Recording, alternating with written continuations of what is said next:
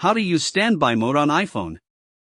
Did you know your iPhone can become a smart display while charging? In this video, I'll show you how to enable and use standby mode.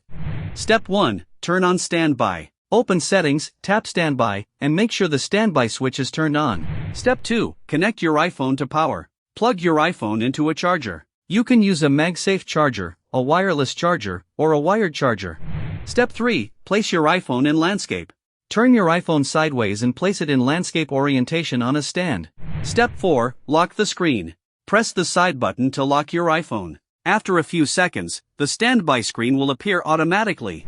If standby doesn't work, make sure your iPhone is running iOS 17 or later. Standby is enabled in settings, your phone is charging, and it's placed in landscape orientation. That's all there is to it. You can now use standby mode to turn your iPhone into a beautiful smart display while it charges.